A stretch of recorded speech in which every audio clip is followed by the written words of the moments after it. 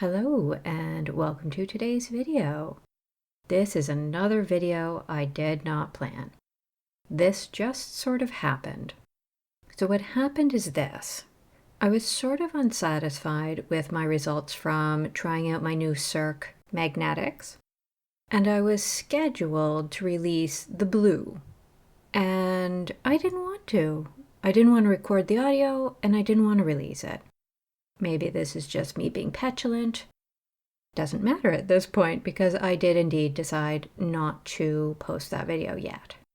So what I decided to do instead is that I started playing on my right hand with some magnetics and some of my wand magnets. And I was just trying out different configurations, and I was just doing it on my right hand because right now my right hand is bit of a mess. I lost just about all my fingernail length because everything's breaking and cracking. It just seems to be one of those times where everything's angry at me and I can't quite figure out why, and here we are. So I thought I'll just mess around on the hand nobody's going to see. And then I kept taking photographs and kept taking footage, and I felt like I was getting interesting results. In the meantime, what you are looking at is me showing you which polishes I used. And this is in no way meant to be a spotlight of the individual polishes. I picked them because they're magnetic, and I thought they had a lot of contrast, so we'd be able to see how the various magnetic fields can affect the result. All of these polishes will get their own individual video in the near future, so I'm not going to discuss whether I like them. My first configuration was 2 wand magnets with the larger flat magnet, but up on their sides and parallel. And spoilers, this is the best velvet I got using my wand magnets. I ended up using this both on my index and my middle finger because what I actually tried with my middle finger was more of a V configuration, thinking maybe I could push the pigment up and towards the surface of the manicure, i.e. closer to the air as opposed to closer to my actual nail plate, and that did not work. So I did not make myself at all aesthetic. So my nails are broken, my skin is dry, none of my nails are the same length, they all have weird shapes. We're all gonna have to look at it. Sorry. Also not sorry. For the second configuration, what we're going to do is go back to what I did for good vibes only, and we're going to use the 2 rectangular flat magnets, but we're going to lay them flat on the desk and parallel. And you'll see in the footage that while I'm magnetizing, it looks pretty darn good. But the problem with this method, I find, is that over the space of the 24 hours, no matter how long you magnetize, it does seem to lose its velvet effect and it looks more flat. I do not know why this is. I cannot explain it. That is what you're seeing on my ring finger, 2 flat magnets flat on the desk. Okay, I think I've finally caught up with my actual footage, so it won't feel like I'm talking about something that went past a minute ago. For my pinky, what I decided to do is use 1 flat magnet laid flat on the desk, and then I used a round end from my wand magnet and put that sort of offset from the face of the larger magnet. This worked okay. This was probably my second favorite. Not that there's a lot of choices here, since there's only 3 so far.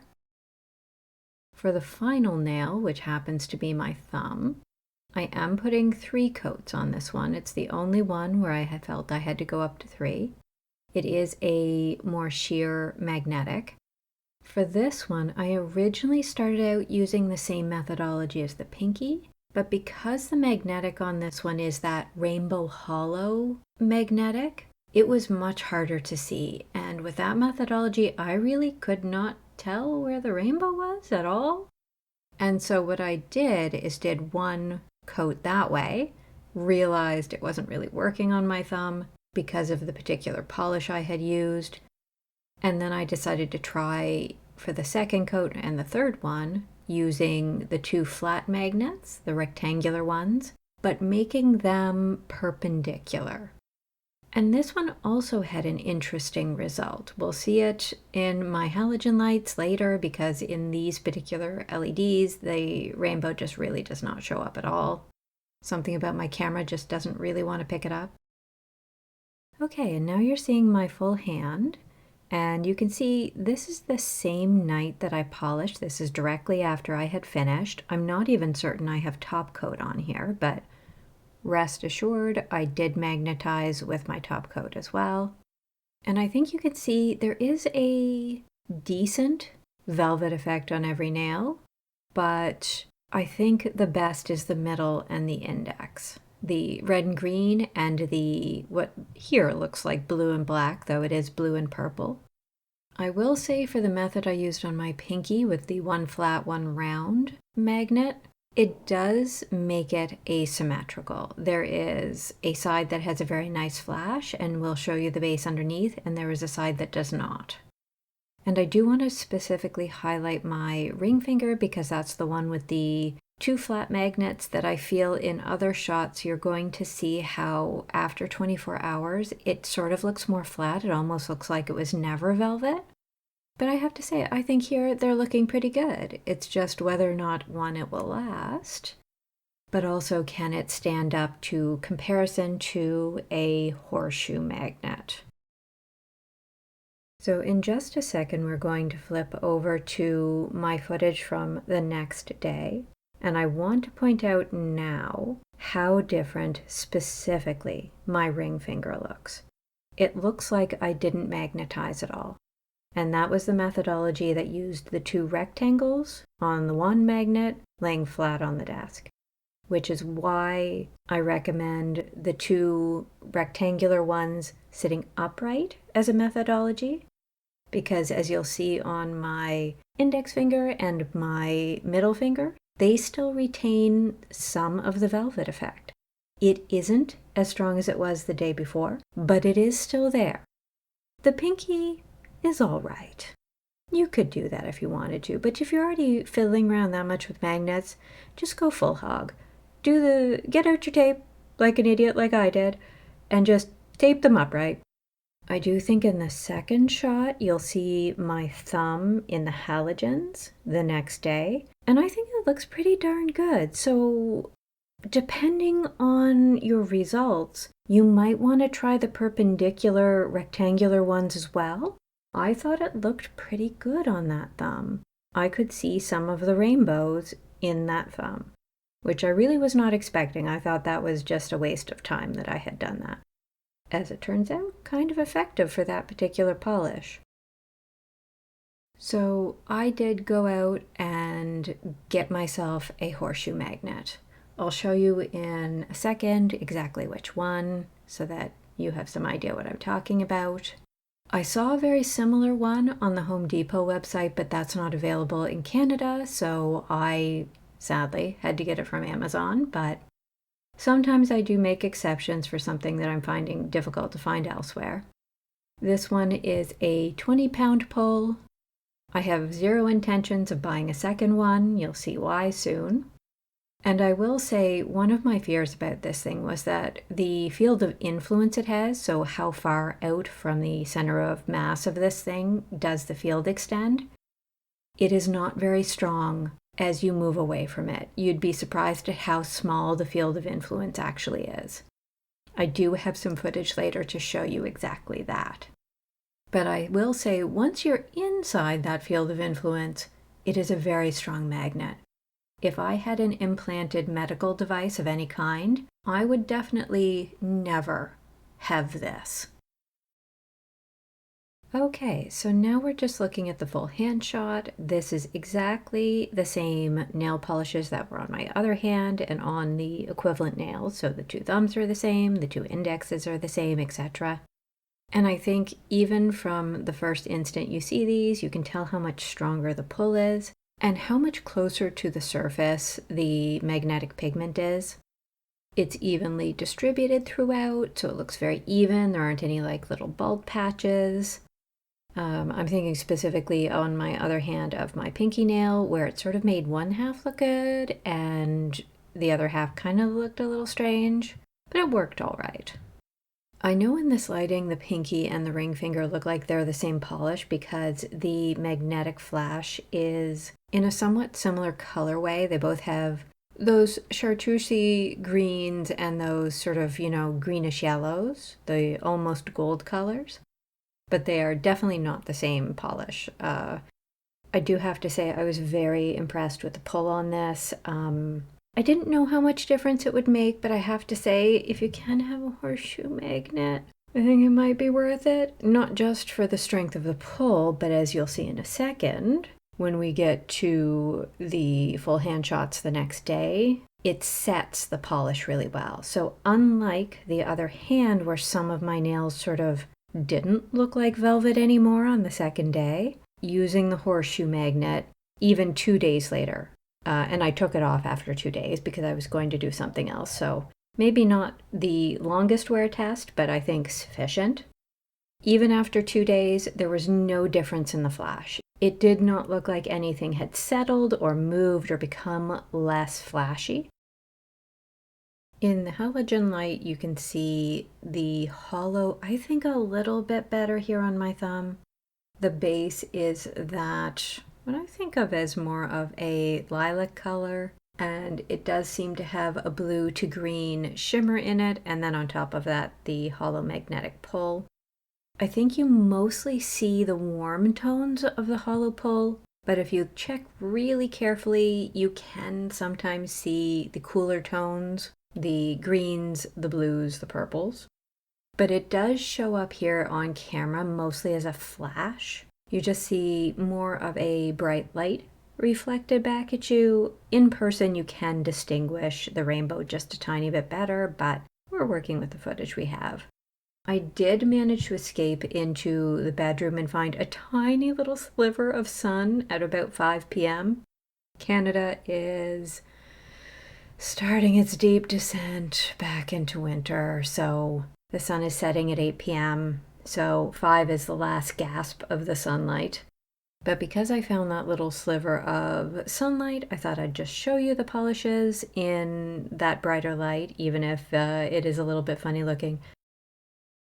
Okay, we have made it back inside, and this is footage from the next day. So unlike my other hand that I used the wand magnets to accomplish, I don't notice anything different about how the velvet looks on this hand done with the horseshoe magnet. So from my very limited experience, the horseshoe magnet seems to create a pattern that is longer lasting. Why that is, I cannot say. I didn't leave any of my fingers inside the magnet any longer than I had left them next to the wands. So I have to assume this is just based on the strength of the field. And again, I am so sorry if you can hear the chipmunk in the background, and I can't imagine you won't be able to hear it because he's extremely loud. The chipmunk is chipping. He's decided he's very upset about something, and he's just wailing away, cheeping, cheeping, cheeping out there. Welcome to living with the chipmunks, I guess. Slice of life, I think.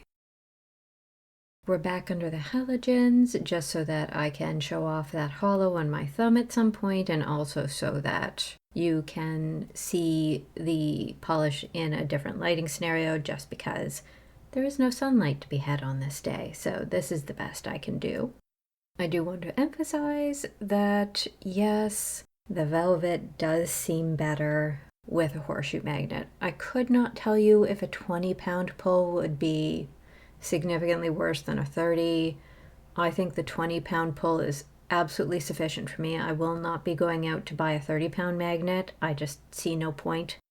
The way I see it is that this 20-pound magnet is working exactly the way I hoped it would, and there is no problem to solve, so why would I go out and buy anything else? This is sort of like what happened with Glisten and Glow's Glitter Grabber. It was the first glitter smoother I tried, and it worked to perfection. So why would I go looking for something else? Basically the same thing happened here. And finally, after this, I'm going to show you my little experiment with the size of the magnetic field for this particular magnet. What I did was a very similar experiment to what I did on my porch, where I had just put the magnet on the ground and I slowly moved it towards some screws that I had placed, I don't know, 20, 30 centimeters away. And it took a distance of within 10 centimeters for the screws to react to the magnetic field and start pulling towards it. And this is me using my top coat to achieve something very similar. So there is a steel ball in my cuticulate top coat, and I'm putting that on the far side of the bottle, and then I am inching the bottle towards the magnet. And I'm trying to leave it enough time in between moving it to see if it has any influence on that steel ball. Now, yes, there is a viscous fluid that the ball has to move through, but I didn't feel like that was a huge amount of resistance for a magnet to overcome. And you'll see I actually have to get the bottle quite close to this magnet for the steel ball to actually start rolling towards it. It was a much shorter distance than I had imagined in my own mind prior to owning the magnet. And I just put my hand next to the bottle to give you some idea of the distance we're dealing with. Because the size of a cuticula bottle is standardized, even if you don't know the exact distance, you can guess based on the size of that bottle. It's quite a short distance, which is why I say if you don't have a medical implant, you're probably going to be fine. Just keep it somewhere safe where you're never going to set your phone down next to it. All right, so I have a quick list of pros and cons. The con is obviously that you have to go out and buy this thing, and it's another piece of equipment. If you are allergic to clutter, this may not be for you. Yes, you have to store it in a place where it will not mess around with any of your electronics. That could be a problem. The other thing that didn't really come up until now is that it does make cleaning up around the edges of your nails just a tiny bit awkward. There's not a lot of room in that magnet. I suppose you could just wait until your magnetization was done. You were through your, 30 seconds or a minute, whatever you're going to use. But I was trying to do it while my finger was still in the magnet just to see how feasible it was, and it did make it a little bit awkward. This does, of course, leave out the topic of medical implants or anything like that. Obviously, if that is something you're worried about, this is just not worth the risk, in my opinion. Just don't buy one. So what are the pros? Well, it has an awfully strong pull for the velvet. The pull seems to last multiple days. It's pretty darn easy to use because you just put it underneath your finger and then you set your finger inside. You're not having to balance anything or keep anything still. It's a very passive methodology. And the field of effect isn't as big as you might think it is. So if you are worried about wiping your phone, as long as you are careful, I do not think you're going to have a problem. Am I happy with my purchase? Yes. If you gave me the same choice today, if I did not have this magnet, it's, poofed out of existence. But I got to keep my knowledge of this thing. Would I buy it again? Yes. Yes, I would. Do I think you need to go up to 30 pounds? I have no idea. Perhaps that is a test for a different person. I have read some people say they can tell a difference. I don't know if you can. I haven't seen any pictures differentiating the two or any video. That might be on me for just not looking. But I would say on the whole, I would recommend getting one if you don't have one and you are fond of magnetic polish. If you have no intention of buying one of these things and never can for whatever reason, 2 wand magnets do a decent job, and I would suggest the method where they're held with the 2 rectangular shapes parallel, but up on their sides. That was the methodology that worked best for me using the wand magnets. I found by laying them flat on the table, I ended up with velvet on the day I did it, but it quickly dissipated. I couldn't explain to you why, because I always kept those wands in place for a full minute, even on the top coat, so a mystery I cannot solve. And I think that's going to be everything for today. I hope this was useful, informative, or even just amusing because I have no idea what I'm doing. And I will see you in the next one. Bye.